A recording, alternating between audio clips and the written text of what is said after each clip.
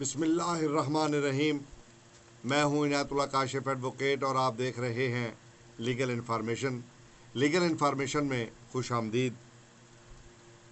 آج کافی دنوں کے بعد ای او بی آئی کے بزرگوں سے دوبارہ ملاقات ہو رہی ہے، اور جو آج کا موضوع ہے وہ آپ کے لیے بہت ہی اہم ہے، کیونکہ آج کے موضوع کی وجہ سے آپ کی پینشن پر برے اثرات مرتب ہو سکتے ہیں، تو ان کو روکنا کیسے ہے، اس کے لیے کیا تدبیر کرنی ہے، ہمیں کیا کرنا ہے، پلاننگ کیا کرنی چاہیے۔ آج کا موضوع اس حوالے سے بہت ہی اہم موضوع ہے، اور عدالت عالیہ نے ای او بی آئی کے خلاف کیا حکم دیا ہے، کیا فیصلہ آیا ہے۔ آج کی ویڈیو بہت ہی اہم ویڈیو ہے۔ گزشتہ روز اسلام آباد ہائی کورٹ نے ایف آئی اے کو ای او بی آئی انویسٹمنٹ سکیم کے حوالے سے کارروائی کا حکم دیا ہے، کارروائی کی اجازت دی ہے، اور آپ کے علم میں ہے کہ یہ رقم کتنے ارب روپے، کتنے ملین ہے۔ جی ہاں، یہ جو ای او بی آئی انویسٹمنٹ سکیم ہے، اس کے 290 ملین کے مبینہ فراڈ، 290 ملین، آپ اندازہ کر لیں کہ 290 ملین کتنے خرب روپے بنتے ہیں، اس میں جو ہے وہ فراڈ کیا گیا ہے، اور اتنی بڑی رقم جو ہے وہ خرد برد کر لی گئی ہے۔ یہ کس نے خرد برد کی ہے، کیوں خرد برد کی ہے، اور اس کا نقصان کس کو ہوا ہے، اور اب جو مشکوک لوگ ہیں اس واقعہ میں ملوث، ان کے خلاف کارروائی کی باقاعدہ طور پہ اجازت دے دی گئی ہے۔ میں آگے چل کر آپ کو بتاؤں گا کہ اس کے آپ کے پینشن پر کیا اثرات مرتب ہوں گے۔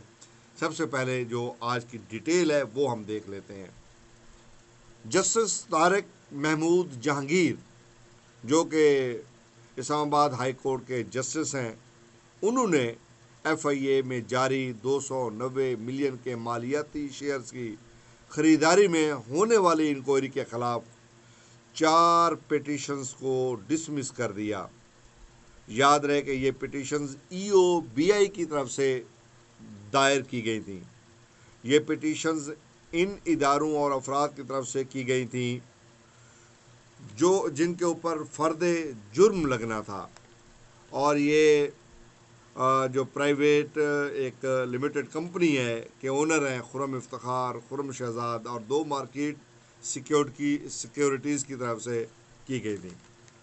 خرم افتخار، جو کہ کمپنی کے چیف ایگزیکٹو ہیں، ایف آئی اے کے سامنے پیش ہوئے اور ای او بی آئی اور اپنی کمپنی کے بارے میں 1 دسمبر 2011 کو اپنا بیان ریکارڈ کروایا۔ اس کمپنی کے ڈائریکٹرز کو دوبارہ نوٹس 2013 میں موصول ہوئے۔ پیٹیشنز دوبارہ ایف آئی اے کے سامنے پیش ہوئیں۔ دوسری انکوائری میں اپنا بیان ریکارڈ کروایا۔ ایف آئی اے نے پھر تیسری انکوائری کی اور حتمی طور پر سیکشن 409، 109، 34 اور پریونشن آف کرپشن ایکٹ 1947 کے تحت کارروائی جو ہے وہ ناگزیر کی گئی، اور یہ ایف آئی آر 31 دسمبر 2015 کو درج کی گئی۔ یہ ایف آئی آر تھانہ ایف آئی اے کراچی میں درج کی گئی، اور ان پر یہ الزام تھا کہ انہوں نے 290 ملین کے نقصانات کیے ہیں، اور یہ اتنی بڑی کرپشن کا باعث بنے ہیں، نقصان کا باعث بنے ہیں۔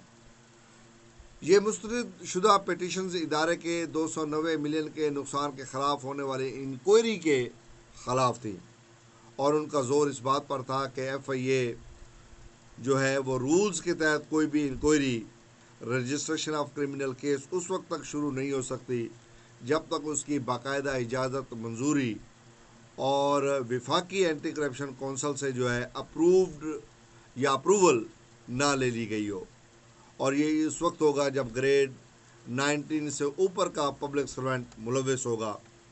پیٹیشنرز نے ایف آئی اے کی انکوائری کو چیلنج کیا اور ریسٹرینڈ آرڈر لینا چاہتے تھے، یعنی حکم امتناعی حاصل کرنا چاہتے تھے۔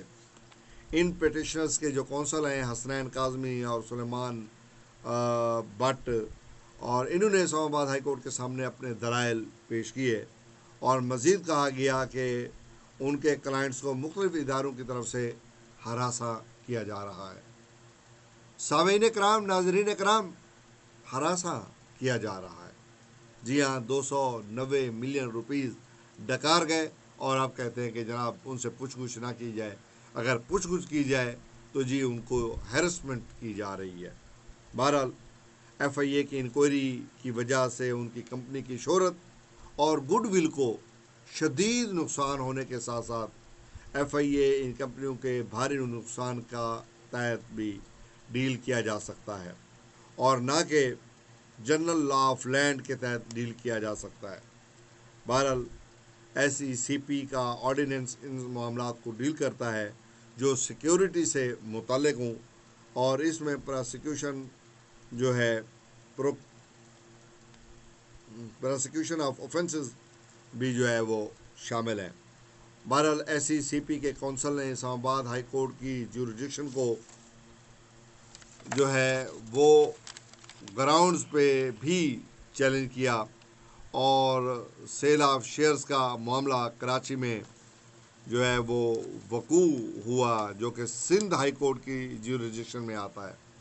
ای او بی آئی نے مزید کہا، یعنی یہ ٹیکنیکل لینگویج ہے، اور ٹیکنیکل بنیادوں پہ یہ کہتے ہیں کہ ان سے پوچھ گچھ جو ہے وہ اب نہیں ہو سکتی، نہیں کی جا سکتی ہے۔ ای او بی آئی نے مزید کہا کہ انکوائری کراچی میں ہوئی، ایف آئی آر کراچی میں درج ہوئی، چالان بھی کراچی میں کورٹ آف کمپیٹنٹ جورسڈکشن میں پیش ہوا۔ اسلام آباد ہائی کورٹ اس معاملے کو ایڈجوڈیکیٹ کرنے کی جورسڈکشن نہیں رکھتی۔ مزید یہ کہ ایف آئی اے نے عدالت کو آگاہ کیا کہ پیٹیشنرز نہ تو شامل تفتیش ہوئے، نہ ہی خود کو کورٹ آف کمپیٹنٹ جورسڈکشن کے سامنے سرنڈر کیا۔ حتمی طور پر چالان جو ہے وہ 22/5/2017 کو اسپیشل جج سینٹرل سیکنڈ کراچی کی عدالت میں پیش کیا گیا۔ پراسیکیوشن کے مطابق ای او بی آئی نے جو 19.3716 فی شیئر کے حساب سے 16/8/2010 کو جو پرائیویٹ لمیٹڈ کے 1,11,00,000 یہ فگر میں آپ کو بتا دیتا ہوں،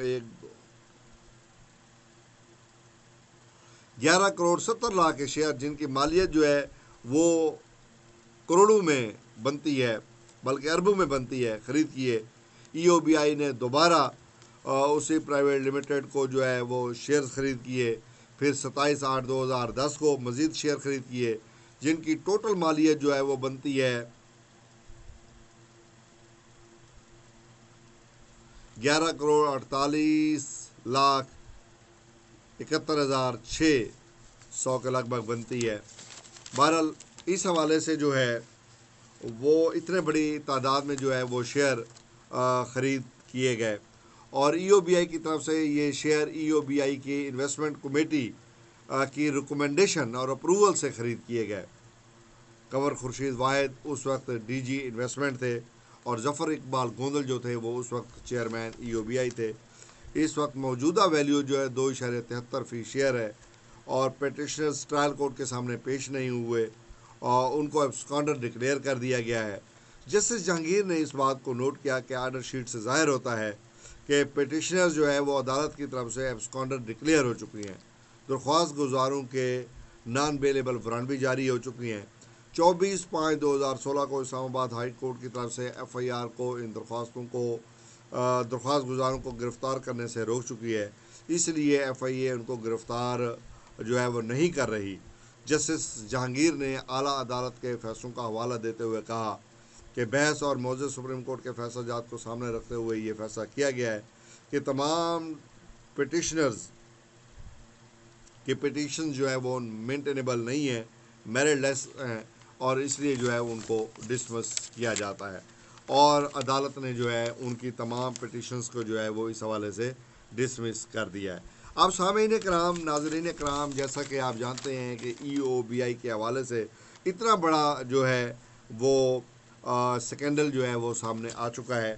اب 2010 سے کارروائی کا آغاز ہوا، 2011 میں ہوئی، پھر 2013 میں ہوئی، بالآخر ایف آئی آر درج ہو گئی۔ اب اس کے بعد سٹے کا معاملہ چل پڑا، پھر اب یہ جیورسڈکشن اور ٹیکنیکل پوائنٹ پہ یہ انصاف کو ڈیفیٹ کرنے کی کوشش ہے.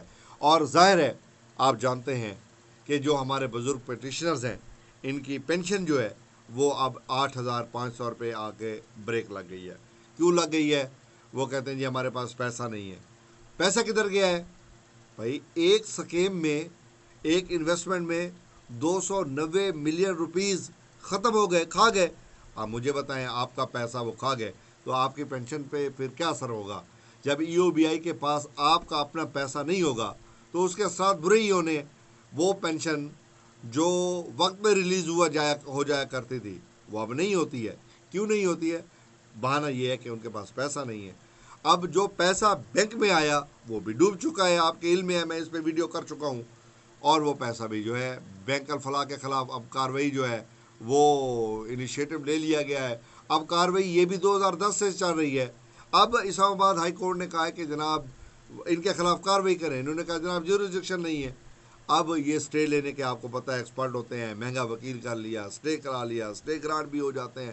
آپ کو پتہ ہے کیسے ہوتے ہیں. اب میں اس وضاحت میں اور اس بات میں نہیں جانا چاہتا کہ ان کو سٹے کیسے ملتے ہیں، کون سے چہرے کیسے بکتے ہیں. چھوڑ دیں اس بات کو. بہرحال اب ظلم یہ ہے کہ ای او بی آئی جیسا ادارہ وہ تباہی کی طرف جا چکا ہے. ای او بی آئی کا نہ اس وقت چیئرمین ہے، نہ ای او بی آئی کا اس وقت بورڈ آف ٹرسٹیز ہے. اور بدقسمتی یہ ہے کہ وفاقی کابینہ سے اپروول ہو چکا ہے کہ 3 سال کے لیے عارضی ہی صحیح چلو آپ ای او بی آئی کا چیئرمین تو لگائیں. وہ الحمدللہ اس بات کو 6 مہینے گزر چکے ہیں، وہ ابھی تک نہیں ہوا. 6 مہینے نہیں تو 4 مہینے تو پکے گزر گئے ہیں نا. چلو وہ بھی نہیں ہوا. اب بورڈ آف ٹرسٹیز کی آپ کی وفاقی کابینہ منظوری دے چکی ہے، اس پر بھی کام نہیں ہوا. اوے بندے خدا کے، آپ کا جو اوورسیز کا جو اس ادارے کو جو دیکھتا تھا زلفی بخاری، وہ بھی پاکستان چھوڑ کے بھاگ چکا ہے. اوے بندے خدا کے، اب ای او بی آئی کے ساتھ آپ مزید کیا کرنا چاہتے ہو؟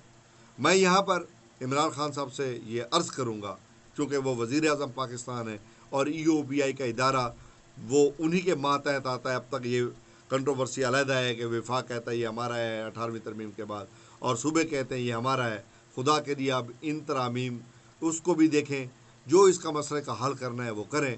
غریبوں کو، مزدوروں کو، جنہوں نے اپنی زندگی اس ملک کی تعمیر میں لگائی ہے، خدا کے لیے اب اس کو دو پہ نہ لگائیں. یہاں پر میں اظفر شمیم چیئرمین ایپوا سے بھی گزارش کروں گا کہ وہ بھی اب ان معاملات کو جو ہے وہ سنجیدگی سے لیں اور ان کو کورٹس میں باقاعدہ طور پہ لے جائیں اور آپ چیلنج کریں. ہم آپ کے پیچھے کھڑے ہوں گے. ہائی کورٹ ملتان کی حد تک مجھے آپ جب حکم کریں گے انشاءاللہ میں آپ کے ادنیٰ ورکر کی حیثیت سے جو ہے وہ کھڑا ہوں گا. آپ مجھے بتائیں جہاں پہ ہائی کورٹ کی ریٹ دائر کرنی ہے، کوئی پیسے نہیں لینے، کوئی کچھ نہیں لینا، فری آف کاسٹ آپ کا کام کرنا ہے، فقط اس لیے کہ آپ کا بھلا ہو جائے. اور آپ کو جس قسم کی لیگل معاونت درکار ہے، وہ کراچی میں میرے محترم بزرگ وکیل ہیں، ان سے بھی میں وقتاً فوقتاً رہنمائی لیتا رہتا ہوں. آپ ان کو بھی ملا جا سکتا ہے. اور ایک بڑے ایکسپرٹ ہیں ہمارے اسرار ایوبی صاحب، ان سے بھی رہنمائی آپ لے سکتے ہیں، لی جا سکتی ہے. ہم آپ کے ساتھ ہر وقت اویلیبل ہیں. خدا کے لیے ای او بی آئی کو بچا لیجئے. اگر ای او بی آئی کو آپ نے نہ بچایا، آپ بھی گناہ گار ہوں گے، ہم بھی گناہ گار ہوں گے، چونکہ لاکھوں مزدور وابستہ ہیں. یہ ای او بی آئی کی تحریک